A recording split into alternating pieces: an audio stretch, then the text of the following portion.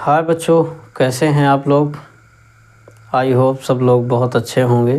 Part 1, part 2 और इसका basic दे चुके हैं। अब हम आज पार्ट 4 क्वेश्चन नंबर 6 से स्टार्ट करने वाले हैं। 1 से लेकर के 5 तक पढ़ चुके हैं। आज क्वेश्चन नंबर 6 हल करेंगे। देखिए, आपके सामने बोर्ड में लिखा हुआ है, यदि HCF यानी मासापा 120 और 225 का कितना दिया है 15। आपको निकालना नहीं है, पहले से दे रखा है 120 और 225 का मासा 15 दे रहा है। तो LCM यानी लासापा 120 225 का क्या निकालना है, लासापा ज्ञात करना है। तो आप जानते हैं कि ये पहली संख्या हो गई और ये दूसरी संख्या हो गई और ये HCF हो गया। LCM लगाना है फार्मूला। आपको पता है कि पहली संख्या यहाँ से हल सीधे करते हैं। पहली संख्या बराबर क्या मानेंगे 120, दूसरी संख्या बराबर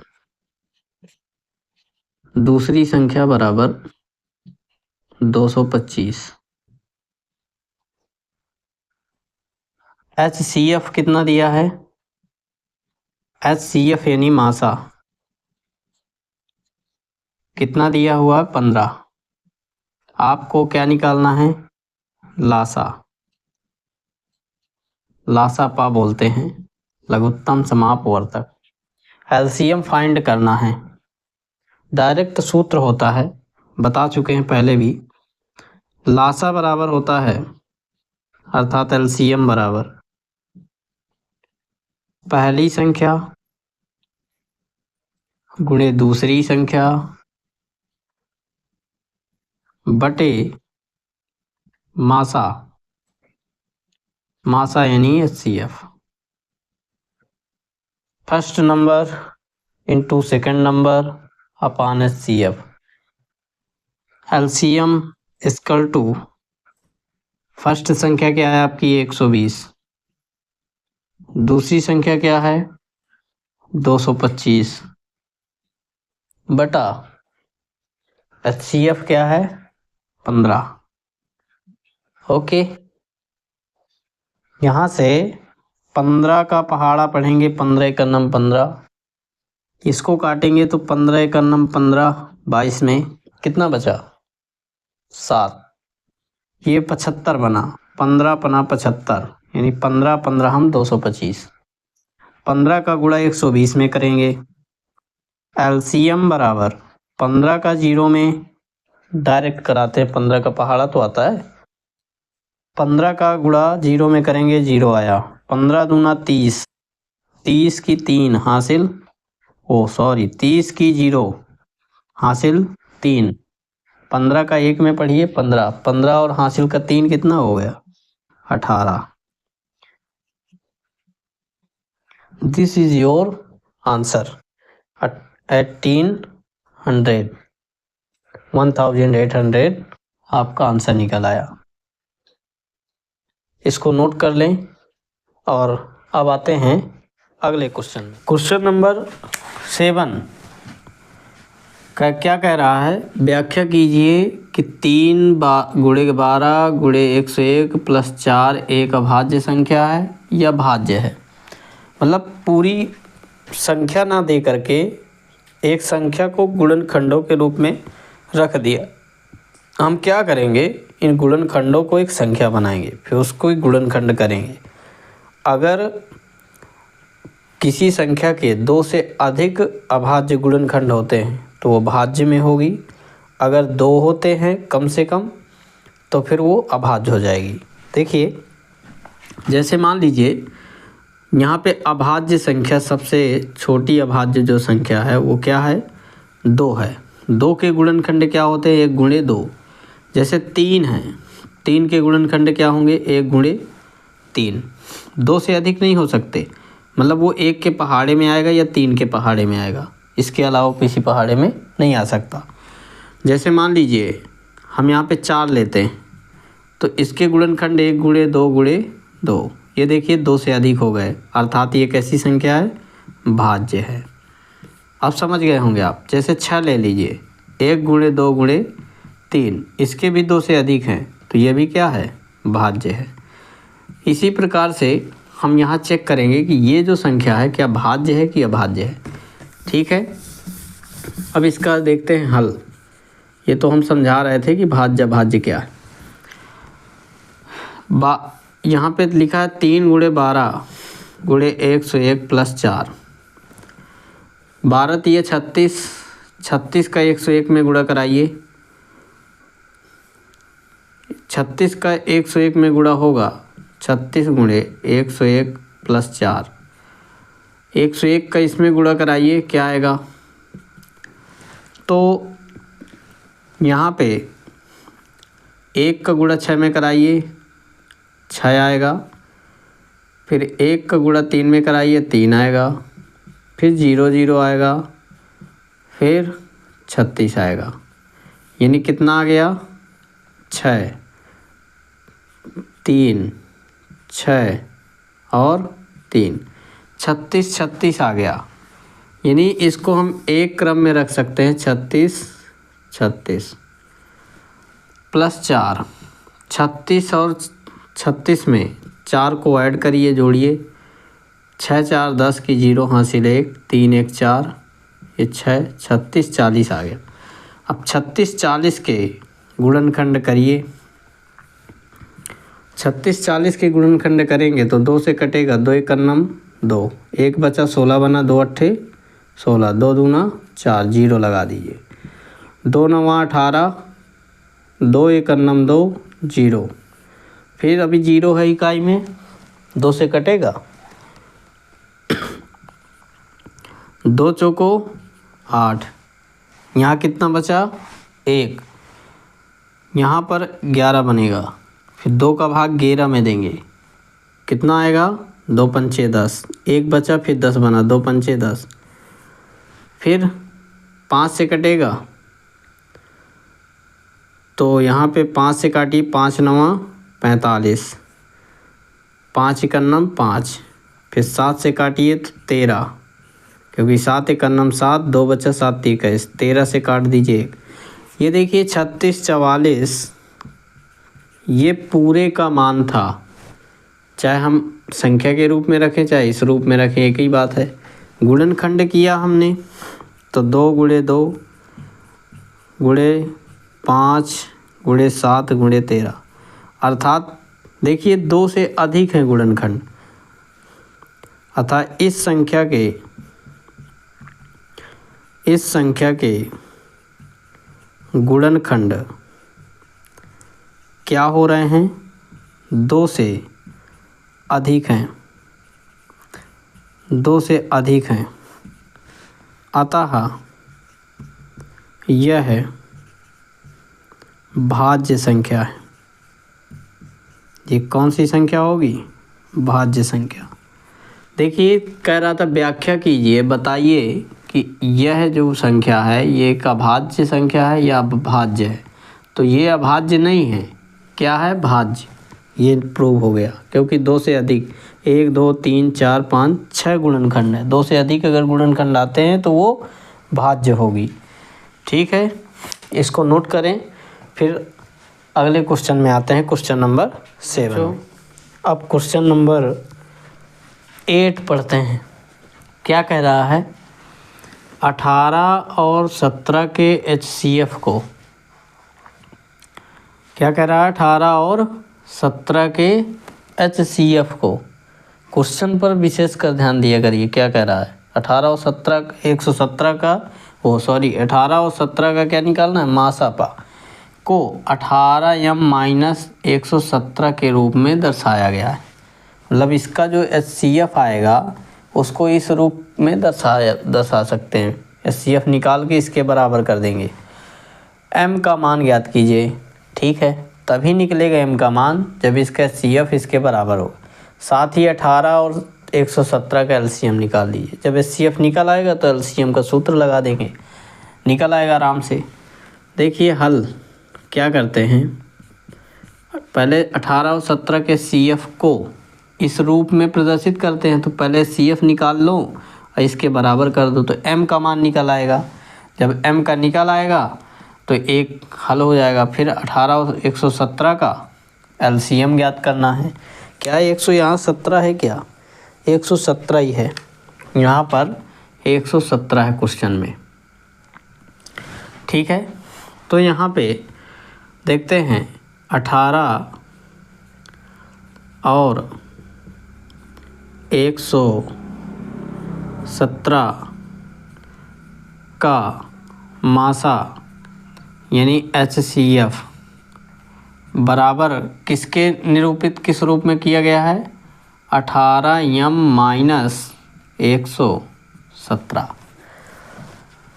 इसके मासापा को इस रूप में प्रदर्शित किया गया।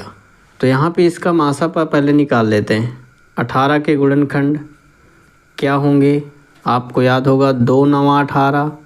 9 को किससे काटेंगे, 3 से, फिर 3 से। इसी तरह से 117 को गुणनखंड करेंगे, क्या आएगा, 117 को किससे काटेंगे, 3 से। 3 3 का 9, 2 बचा, 3 9 27 यानी 3। फिर कितना आ गया, 39। 39 को फिर 3 से काटेंगे तो 13 बार में कटेगा, फिर 13 आ जाएगा यहाँ। 3 3 का 9 और 13 9 117 होता है। अच्छा, इसका HCF निकालना है। HCF के लिए क्या बताया गया था कि जो दोनों में मैच करे, ये 3 3 मैच कर रहा है, 3 ले लीजिए। इस 3 को मैच करवाइए, 3 ले लीजिए, गुणा करवा दीजिए, कितना आ जाएगा, 9। HCF कितना आ गया, 9। अच्छा, अब यहाँ पे आ जाइए, 18 और 117 का HCF इसके बराबर है। तो यहाँ पे रखते हैं हम प्रश्नानुसार, प्रश्न जैसा कह रहा था वैसे हम चल रहे हैं। क्या HCF यानी 9 बराबर किसके, 18m माइनस 117। इस चीज़ को चाहे इधर रख लो, इसको इधर ले जाओ, कोई फ़र्क पड़ने वाला नहीं। 18m माइनस के 117 बराबर किसके हो गया, 9। 117 को उधर ले जाइए, 18m बराबर 9 प्लस 117 तो 18m equal to 9 plus 117। Add करिए, कितना आएगा, कितना होगा, 9 7 16 की 6। कैरी कितना होगा, कैरी यानी हासिल 1 होगा। फिर यहाँ पे 1 में 1 जोड़िए, 2 126।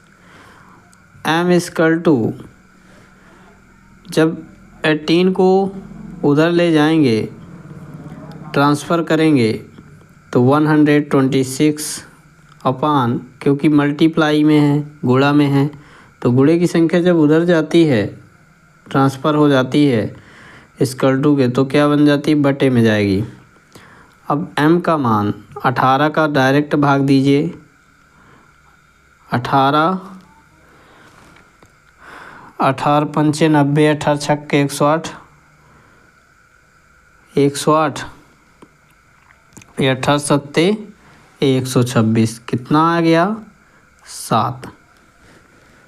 ठीक है, यहाँ पे कितना आ गया, 7। m का मान 7 आ गया।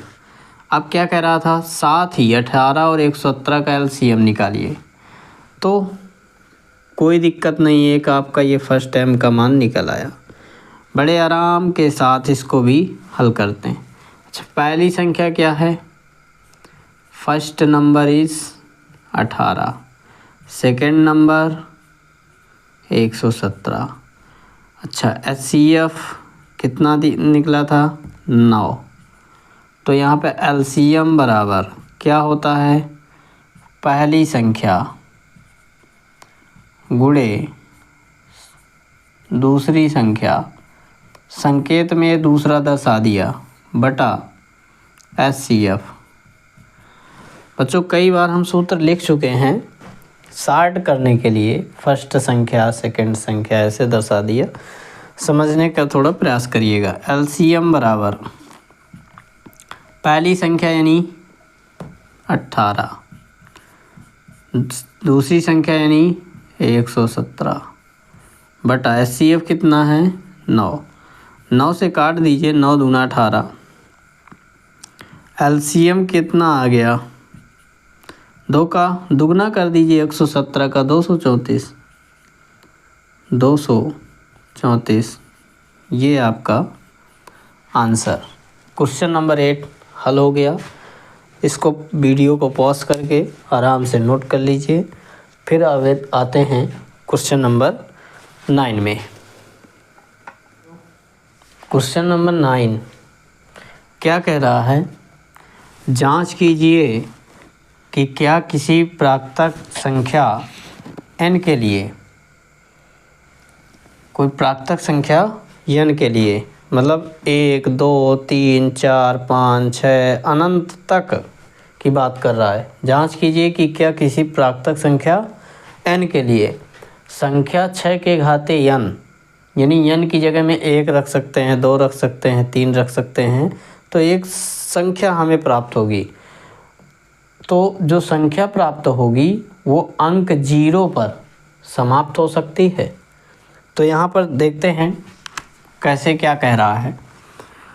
जैसे मान लीजिए यदि कोई संख्या, यदि किसी संख्या या कोई संख्या, यदि कोई संख्या 6 के घाते n 0 पर समाप्त हो सकती है, तब इसका एक गुणनखंड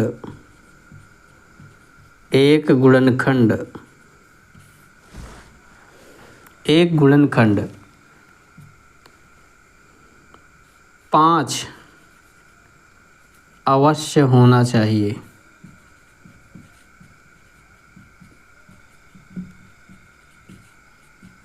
जैसे मान लीजिए हम यहाँ n बराबर 1 2 3 डॉट डॉट बहुत ले सकते हैं, लेकिन इतने में ही प्रूव हो जाएगा। अच्छा, संख्या हम क्या मानते हैं, यहाँ पे 6 के घाते हमें n दिया है, 6 के घाते n, या n की जगह में क्या रख देंगे 1, 6 के घाते 1 बराबर कितना आएगा 6। अगर 6 के घाते n बराबर हम 6 के घाते 2 रखते हैं, n की जगह में क्या रख रहे हैं 2, तो यहाँ 6 36 आ गया। अगर 6 के घाते n बराबर 6 के घाते यहाँ n की जगह में क्या रख रहे हैं 3, यानी n बराबर 1 2 3 लिया था तो एक बार 1 रख दिया तो 6 मिला, एक बार 2 रख दिया तो 36 मिला, एक बार 3 रख रहे हैं तो 216 मिलेगा। जो संख्या हमें मिल रही है ये इसी का तो रूप है। प्राकृतिक संख्या के लिए 6 के घाते n ये संख्या हमने प्राप्त कर लिया। डॉट डॉट बहुत ढेर सारी हो सकती, तो इन्हीं में हमें ये टेस्ट करना है कि क्या ये शून्य पर समाप्त हो सकती हैं। अच्छा, शून्य पर समाप्त होने के लिए इसका गुणनखंड क्या होगा 2 गुणे 3, क्या 5 आया, क्या 5 का होना बहुत ज़रूरी है, तभी वो शून्य पर समाप्त हो सकती। अगर 5 नहीं आता तो वो शून्य पर समाप्त नहीं हो सकती। तो यहाँ पे गुणनखंड करेंगे तो 2 गुणे 2 4 तिया 12 तिया 36, देखिए 5 इसमें भी नहीं आया। फिर इसका करिए 2 दूना 4, फिर कितना होगा 36 के पहले कर लेते हैं 36 छक्का 216, फिर 3 गुणे 3 गुणे 3, देखिए 2 दूना 4 तिया 2 दूना 4 दूना 8 तिया 24 और 3 त्रिका 9, 24 नैया कितना होता है 9 चौको 36, 9 दूना 18, 3 21 216, सही है। देखिए इसमें भी 5 नहीं आया, अतः 6 के पावर n संख्या शून्य पर समाप्त नहीं हो सकती, नहीं हो सकती। यह असंभव है, यह असंभव है। ये प्रूफ आपको देना है। ठीक है, बहुत ही अच्छे तरीके से हमने समझाया। आप इसको बार बार देखिए, बार बार समझिए, आपको समझ में आए। अब हम आते हैं क्वेश्चन नंबर 10। व्याख्या कीजिए कि 7 गुणे 11 गुणे 13 प्लस 13, यानी ये इस रूप में रखा हुआ है, इसको सॉल्व कर लेंगे, एक संख्या बना लेंगे। और 7 गुणे 6 गुणे 5 गुणे 4 3 2 1 प्लस 5 भाज्य संख्याएं क्यों हैं ये बताना है। तो भाज्य संख्याएं अभी हमने बताया था कि अगर उसके 2 से अधिक गुणनखंड होते हैं, यानी वो संख्या जो अपने स्वयं के पहाड़े के अलावा भी अन्य किसी पहाड़े में आती है तो वो भाज्य होगी। जैसे देखिएगा 7 गुणे 11 गुणे 13 प्लस 13, इसको हल करिए, संख्या बनाइए। 11 का 7 में करिए 77 गुणे 13 प्लस 13, 13 का गुणा इसमें कराइए, 13 सते 91 हासिल 9, 13 सते 91, 91 और 9 कितना हुआ 100 रख दिया, प्लस 13 जोड़ दीजिए, कितना आया 3 1, कितना आएगा यहाँ पे 1001 रखा हुआ है और 13 जोड़ दीजिए तो 1014 हो जाएगा। ठीक है, 3 1 4 और यहाँ 1, ये 0 ये 1 हो गया। अच्छा, और एक संख्या ये मिल गई। इसके बाद और क्या दिया है, और 7 गुणे 6 गुणे 5 गुणे 4 गुणे 3 गुणे 2 गुणे 1 प्लस 5, इसको भी हल करते हैं।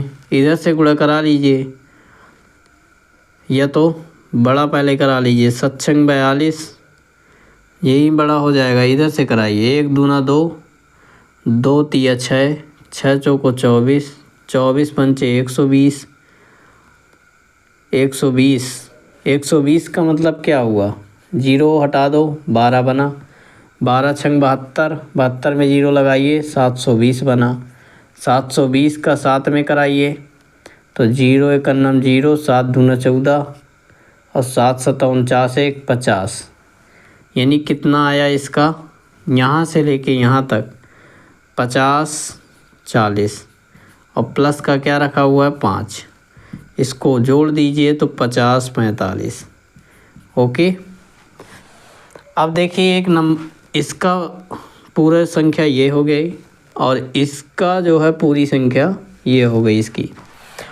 अब देखिए क्या कह रहा है, व्याख्या कीजिए कि ये संख्या भाज्य संख्याएं हैं तो क्यों। तो हम इसका आंसर तो दे सकते हैं ऐसे ही भाज्य संख्या है, लेकिन क्यों पूछ रहा तो कारण सहित देना पड़ेगा। अच्छा, 1014 के गुणनखंड करते हैं। 1014 गुणनखंड 2 से काटिए, 2 पंचे 10, यहाँ पे नहीं भाग जाएगा, 0 लगाएंगे, 2 सत्ते 14। ठीक है, 2 पंचे 10। अब ये 507 कटेगा क्या किसी से, ये शायद नहीं कटेगा।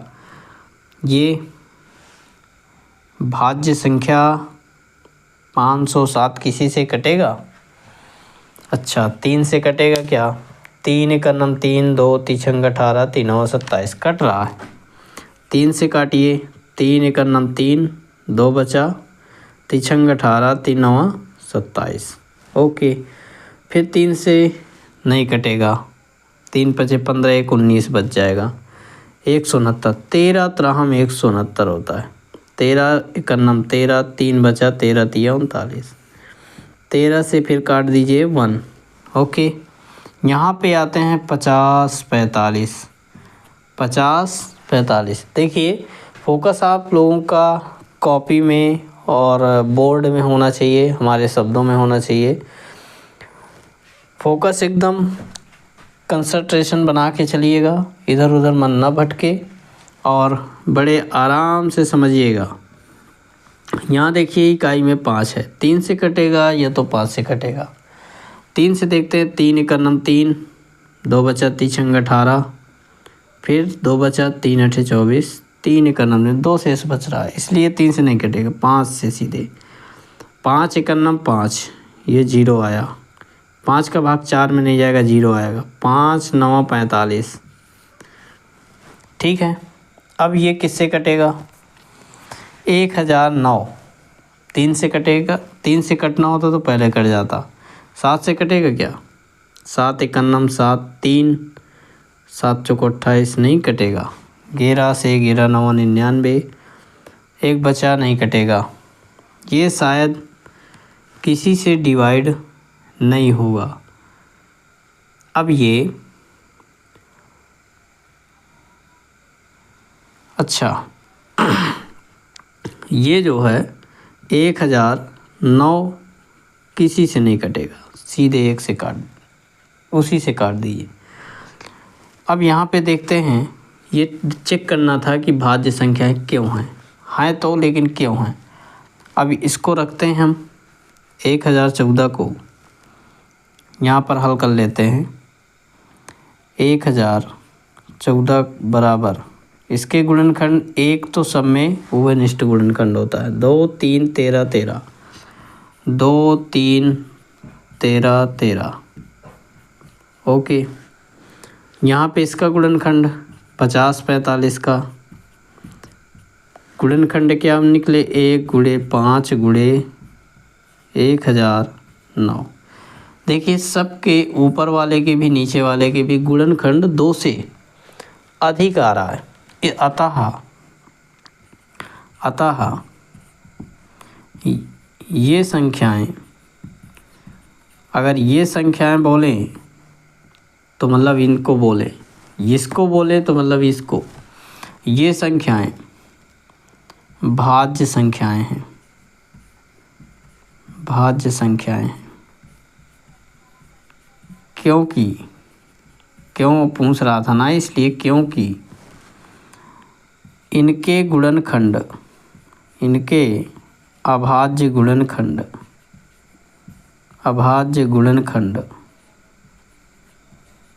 2 से अधिक हैं।